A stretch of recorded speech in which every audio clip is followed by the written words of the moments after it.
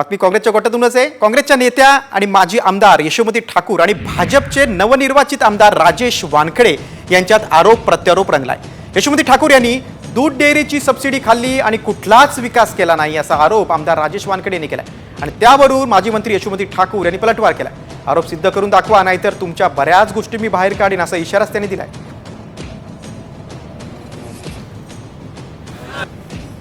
कोणता उद्योग यशोमती ठाकूरांनी आणला? एका उद्योगाचं नाव सांगायचं।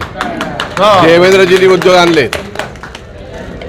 त्यांनी फक्त पैसे खाण्याचं काम केलं। उद्योग त्यांनी काढला होता ना, डेअरी काढली होती, स्वतःच्या जवायला घेऊन सबसिडी खाऊन मोकळी झाली। हा काय विकास आहे काय? जर समजा मी यशोधरा डेअरीमध्ये पैसे खाल्लेले आहेत तर ते तुम्हाला प्रूफ करून दाखवावं लागेल आणि समजा नाही प्रूफ करून दाखवलं तर मी बऱ्याचशा गोष्टी प्रूफ करेन। हे एक वॉर्निंग आहे। सरकार तुमचं, आमदार तुम्ही, मुख्यमंत्री तुमचा, अजून सगळं प्रधानमंत्री तुमचे। यशोमतीने जर सरकारी जमीन कुठे घेतलेली असेल किंवा सरकारी पैसा कुठे वापरलेला असेल तर ते सिद्ध करून दाखवावे। कॉन्ट्रॅक्टर साहेब, ते सिद्ध करून दाखवा, नाहीतर तोंडाला तुमच्या कुलूप लावा।